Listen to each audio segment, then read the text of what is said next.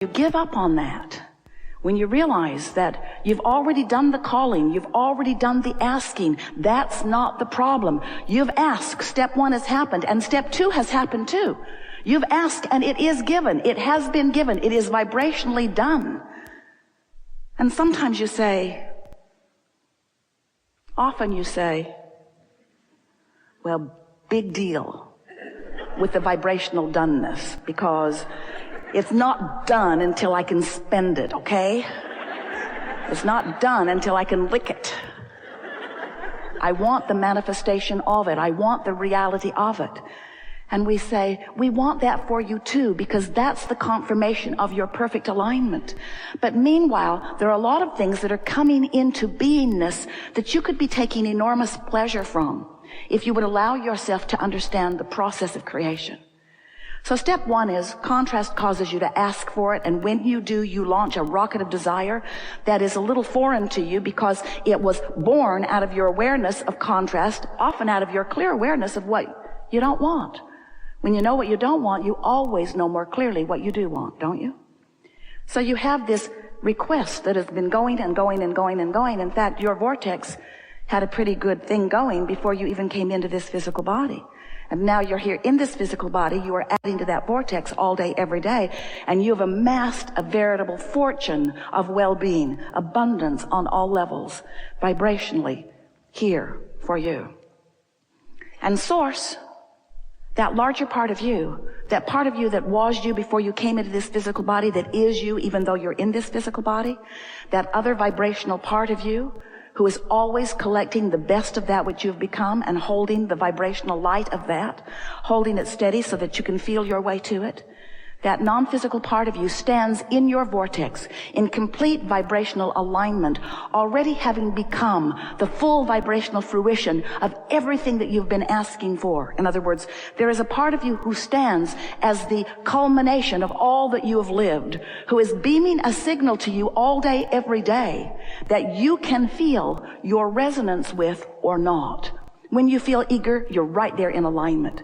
When you feel love or in love, you're right there in alignment. In your appreciation, you're right there, tuned in, tapped in, turned on. No resistance whatsoever in your vibration, vibrating at the same frequency of that pure positive energy that is you.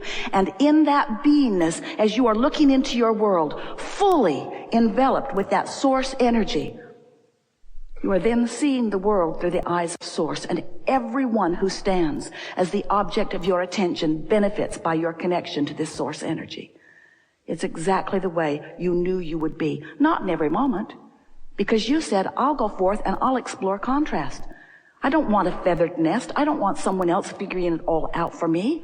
I want my personal preferences to count for something. I want my unique, important, extraordinary, unique, important, my special, my important, my unique perspective to matter. I want to give birth to my rockets of desire. And I know, you said, that when I do, that the resources that create worlds, that the energy that creates worlds will flow toward my rocket of desire. And then you said, you knew so clearly, we're here to remind you again. I have but one thing to do.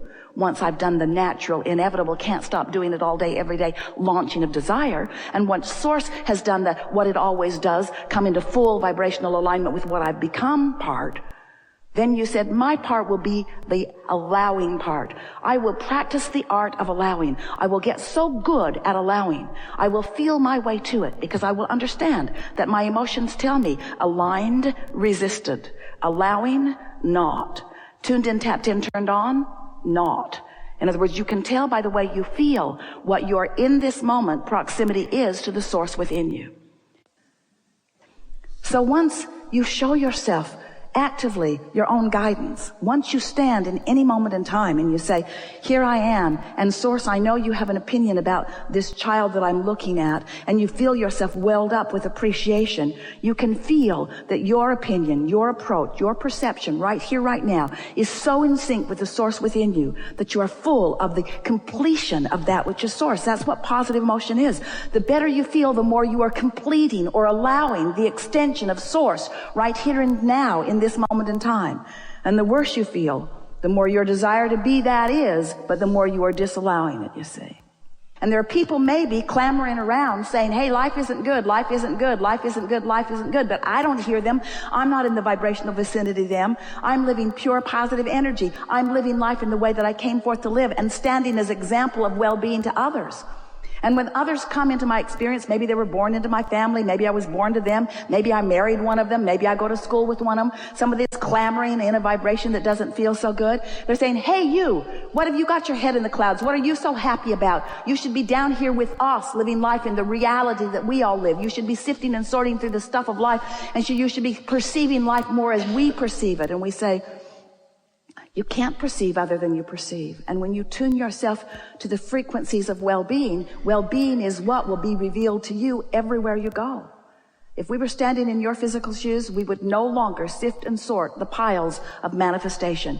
We would spend all of our conscious awareness in looking for the best feeling thought that we could find. We would tune ourselves constantly to the frequency that allows well-being. And we would stand as an example of that, so that when those who see us, they would understand that we are living the well-being that we have been talking about, teaching through the clarity of example as best you can. And you never get it done. You never get it done, and you cannot get it wrong. And the reason that you cannot get it wrong is because it is never done. So let's say you're standing in a place and you don't feel so good. And with good reason. Something happened. You looked at it. It hurt your feelings. You're out of whack. The very fact that you can feel negative emotion means there is a love right now that you are denying. You couldn't feel pain if love were not there. Don't you like knowing that? If there were not love that is more right for you and more available to you, you would never feel loneliness. Loneliness only exists because you're denying yourself the alignment with what you want. You're getting this. This is a conversation that could go on for hours and hours and hours, because there are so many facets to the environment in which you live and so many premises that people are presenting from. And there's a whole lot that people are saying about non-physical that is so far from what it really is. You are more than you see in these bodies. You are source energy extended out here. But even when you are here looking into your physical format, more than the you that you think is looking. There's a source energy part of you always looking with you, through you, with you. So in every moment in time that you are having a conversation, this larger source energy part of you is there in the conversation. And you can tell by the way you feel how intertwined you are vibrationally, how resonant you are with the whole of you. Or you can feel, through your emotions, how much of who you really are you're pinching off because of your current opinion. Now, your opinions are really valid. They are. They're important. And we're not for a moment suggesting that you should come and be a puppet on a string where source just flows through you and does all your thinking for you. But we would like to explain to you how you intended it when you made the decision to come.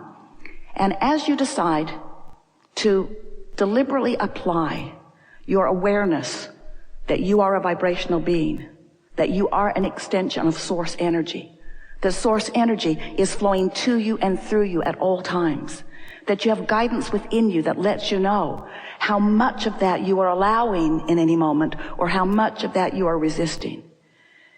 As you begin to focus upon these very few premises that are law-based, that are universal, and begin to deliberately apply them from your point of knowing, it is our promise to you that your then deliberate approach to life will be delicious.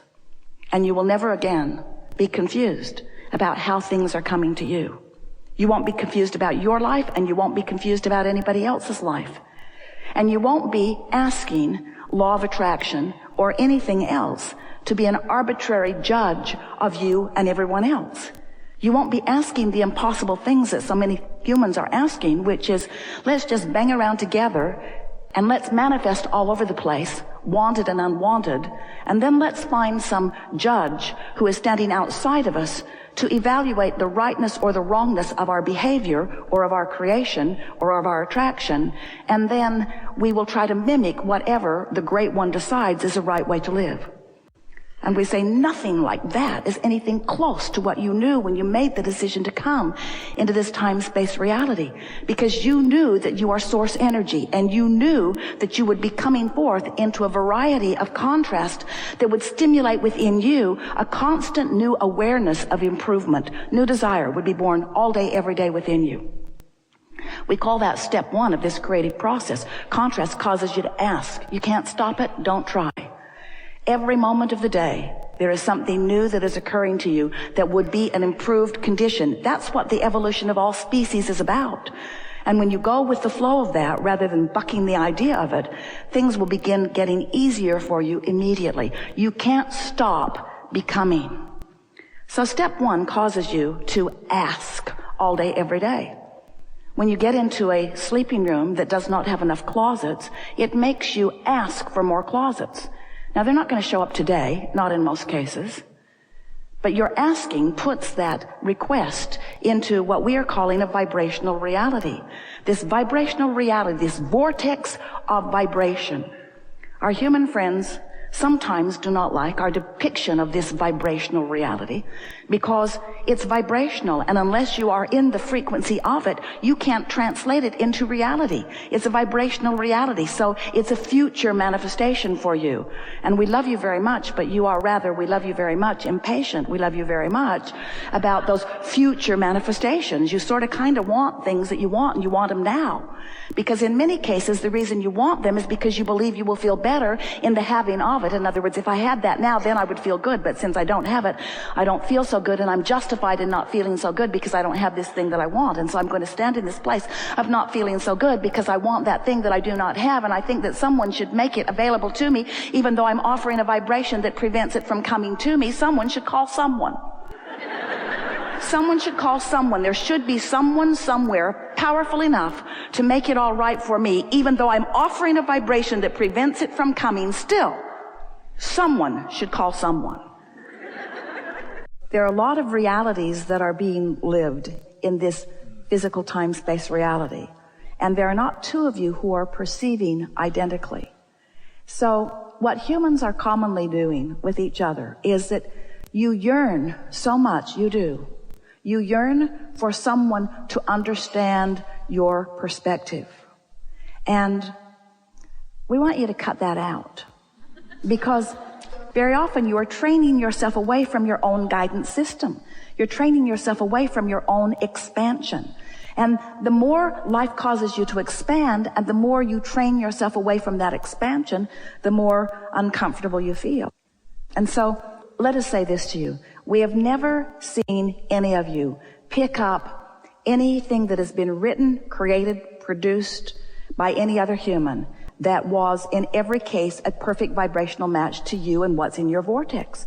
That isn't the premise that you came forth into this physical body. You didn't say, I'll go forth and I'll find the right path, and I'll get with the right pack, and we'll travel in the right circles, and we'll say and do the right things. That isn't what you said.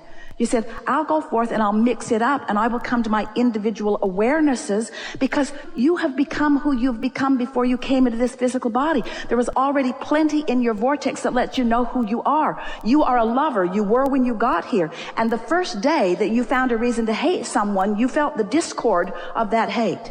Because the source within you, no matter how justified you think you are in the pushing against of that injustice or that thing that you did not want to see, the source within you will not join you in that hatred, you see.